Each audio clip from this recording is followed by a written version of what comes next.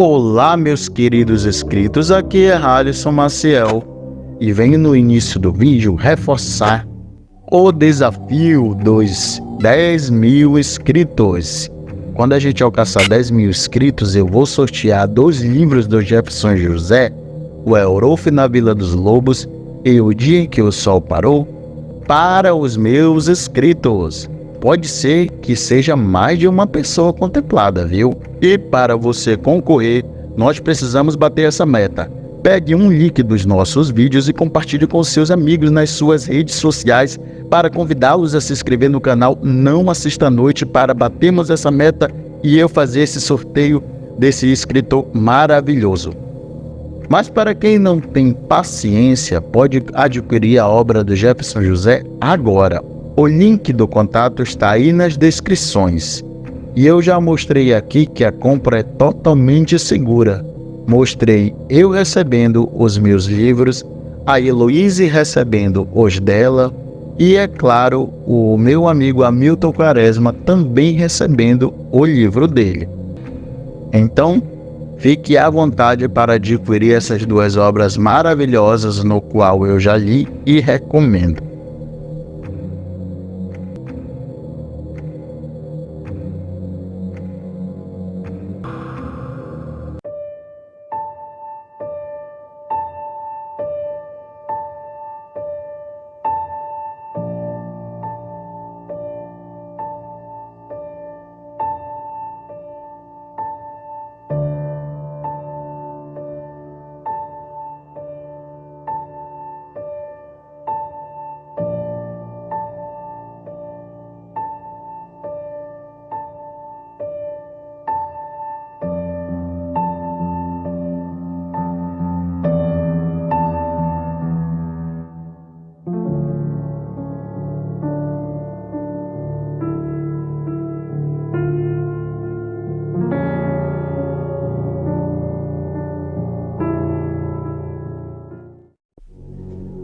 Para vocês que conhecem o Saci como aquele ser arteiro e risonho que fazia travessuras inocentes, como retratado no sítio do Pica-Pau Amarelo, esqueçam.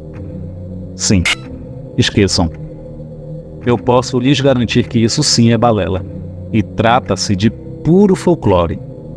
Falo isso pois dei de cara com este ser demoníaco na mata, e digo-lhes que é humanamente impossível esquecer daquilo. Aconteceu há alguns anos. Fomos eu, minha namorada e uns casais de amigos passar as férias na fazenda do pai de um deles. Era um local espetacular de uma beleza ímpar. A natureza dava show com as dezenas de ipês amarelos espalhados por todos os cantos. Chegamos por volta das 16 horas. Fomos carinhosamente recepcionados pelos donos da casa, que nos esperavam com uma grande mesa repleta de coisas gostosas para o lanche, além do café cheiroso e maravilhoso. Conversamos animadamente e depois fomos conhecer nossos quartos. Nós, rapazes, ficamos alojados numa grande suíte e as meninas em outra. Uma grande varanda rodeava a casa e lá sentamos um pouco para descansarmos, nos confortáveis estofados que ali dispunham-se. Observei um senhor negro que passou pelo pátio em frente à varanda e assinou sorrindo para Rodrigo, o meu colega, dono da casa. Rodrigo levantou-se e foi abraçá-lo. O negro velho o abraçou carinhosamente dizendo: "Você cresceu, menino. Já tá um homem. Já virou doutor?" Rodrigo lhe respondeu: "Que bom ver o senhor bem, meu dito. Não mudou nada. Só está com mais cabelos brancos." E os dois riram. Rodrigo voltou para a varanda e o velho pôs-se a caminhar, mas parou e ficou me encarando seriamente. Aquele sorriso gentil foi sumindo aos poucos de seu rosto. Rodrigo, chegando então perto de nós, disse que Nhôdito trabalhava há muito tempo para sua família, desde os tempos em que seu pai ainda era criança. Nhôdito se orgulhava em dizer que nem se lembrava de sua idade, e que era filho de escravos das fazendas dos arredores e era benzedor, uma espécie de curandeiro do local. Fazia chás curativos, benzia quebranto nas crianças e espinhela caída nos adultos com suas rezas. E curava mesmo. Eu ouvia Rodrigo nos dizer tudo aquilo enquanto olhava para aquele negro velho que ia se afastando e me encarando com ar de poucos amigos. E comentei rindo com Rodrigo. Acho que ele não foi muito com a minha cara. E comentei com ele sobre como me encarou. Talvez tenha visto ou previsto algo em mim, ou até mesmo viu a cor de minha alma. No dia seguinte fomos dar umas voltas pela fazenda e conhecer aquele paraíso. Haviam córregos e até uma pequena cachoeira na qual nos banhamos. Fizemos piqueniques, trilhas. Aqueles dias estavam sendo muito gostosos. À noite dávamos umas fugidas com as nossas namoradas para locais estratégicos. Tudo ia bem, até aquela noite. A lua enorme, prateada e cheia, reinava, linda. As meninas ficaram em casa jogando um carteado, e nós fomos dar uma volta pelo terreiro. Caminhamos um pouco e acabamos sentados perto dos currais, e nos unimos em conversa aos peões de boiadeiro que lá estavam ao redor de uma fogueira, comendo um churrasquinho. Uns tomavam mate chimarrão, outros uma cachaçinha daquelas bem ardidas. Conversa vai, conversa vem, e a cachaça descendo, e fomos ficando altos. Dali a algum tempo chegou Nhôdito, o negro velho, até que pediram para ele contar um de seus causos. Ele respondeu em sua linguagem simples que aquela noite não estava propensa para conversas, pois teriam acontecimentos sobrenaturais, devido à lua cheia, que seria então melhor não tocar naquele assunto, e que já iria se recolher. E ainda falou: mas antes vou colocar uma caneca de pinga e um pedaço de fumo ali no mato, que é pro coisa ruim não perturbar nós. E eu questionei rindo. Ah, vá, que coisa ruim. E Nhôdito só me olhou, feio, pegou os itens que havia se referido, deu uma boa noite e se retirou visivelmente contrariado. E eu ainda gritei zoando com o velho. Quer dar nossa cachaça? Nada. Vou beber ela toda e fumar um bom cigarrinho junto. Peguei um dos chicotes dos boiadeiros e fiquei estalando no ar. Aqui pra ele. Vem só beber minha cachaça pra ver. Os peões também não gostaram da minha resposta e da zoação. Fecharam a cara e se despediram um por um e foram se retirando do local. Meu amigo Rodrigo me repreendeu e disse que não foi bom eu ter feito aquilo, que tínhamos que ter respeito pelas crenças alheias. Eu continuei zoando. Dali a pouco me deu uma dor de barriga que não ia dar tempo de chegar ao banheiro. Falei para os colegas que teria que procurar um mato, e eles caíram na gargalhada e foram caminhando de volta à casa. Corri para o meio do mato, arranquei umas folhas de plantas largas e quando estava agachado, me aliviando, vi que uns arbustos começaram a se mexer, como se algo muito rápido estivesse se aproximando. De repente, deu início um vento forte levantando terra, folhas e galhos, formando um imenso redemoinho. Levantei as calças com dificuldade e o que vi, nem que se passassem 1000 anos, esquecerei. Em meio àquele redemoinho e ventania forte, um ser muito alto que chegava a se encurvar, bem negro e forte, sem uma perna e com um gorro vermelho apareceu. Tinha um olhar maligno e cheio de ódio. Ele sorria para mim sarcasticamente e seus dentes eram como os de tubarão. Ele babava e tinha no canto da boca um cachimbo. Ele pulou vindo em minha direção vagarosamente, como se contasse os pulos para me pegar, e aquele sorriso horrível tomava-lhe o rosto todo. Eu peguei o chicote que havia levado comigo. Quando levantei a mão para estalá-lo no ar e me defender, aquele monstro com um gesto de mão fez um sinal no ar e o arrancou de minha mão. O chicote ficou flutuando no ar e começou a me açoitar. Aquele ser horrendo só gargalhava e assistia à surra que eu levava, e se inclinando para trás de tanto rir. Eu gritava, mas ninguém me ouvia. Tomei muitas chibatadas. Fui encontrado horas depois desmaiado e sem camisa e com o corpo todo lanhado, sangrando e com feridas abertas. Tive que ser levado ao hospital da cidade próxima e levei até pontos em algumas lesões. Eu menti.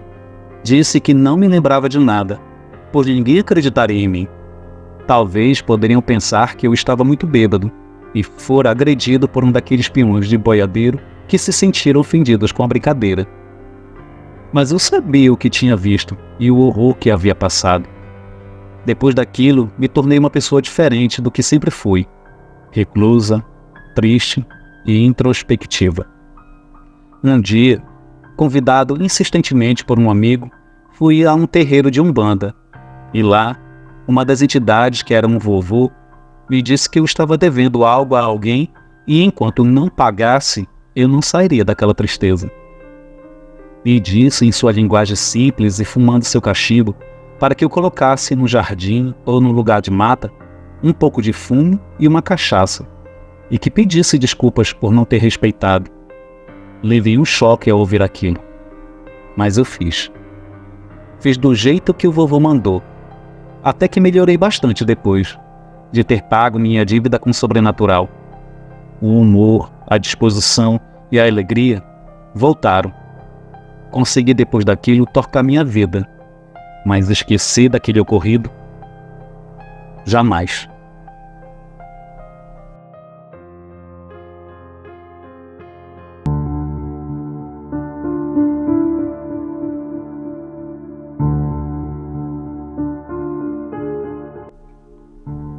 Este caso é um dos mais intrigantes que minha sogra contou. Ela tinha por volta de 16 anos, morava na roça e a família notava que estava sempre sumindo galinhas, ora uma cabra, até que enfim, um garrote. O caso estava ficando muito estranho. O engraçado é que ninguém encontrava os restos ou ossos, não achavam na dica de nada, como diziam. A única pista era o barulho de algum bicho à noite, ou melhor, nas noites de lua cheia antes dos sumiços. Acontece que pela redondeza se dizia que existia um tal de Otacílio, que conforme era contado, batia na mãe. Uma coitada, por sinal muito doente, sempre com os hematomas, viúva, pois diziam que um cachorro do mato atacou o esposo, o matando, quando Otacílio tinha 18 anos. Muito pobres, moravam e viviam de favor, e a mãe é que cuidava dos serviços. Otacílio sempre trancado, principalmente nas mudanças de lua. Bom, o interessante é que os boatos de Otacílio ser um lobisomem se alastrava, até porque não era só na roça do pai da minha sogra que acontecia isso, e sim nas de toda a redondeza também.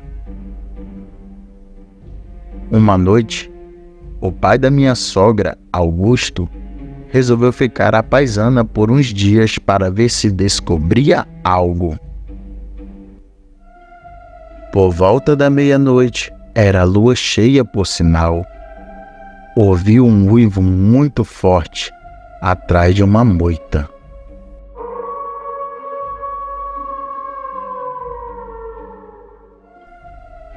Foi até lá e viu uma coisa horrível.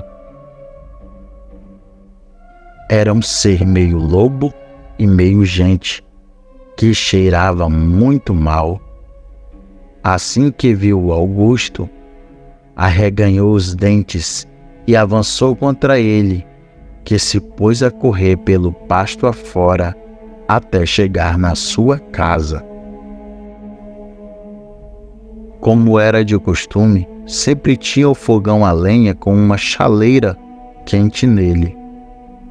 No momento, entrou, pegou a chaleira e jogou a água fervente no tal bicho, que granheu e foi embora correndo pasto afora. Augusto ficou imaginando o que seria aquilo. O interessante é que no decorrer da semana, ninguém viu nem a mãe e nem o Otacílio por lá. Foram então visitá-los para verificar o que aconteceu.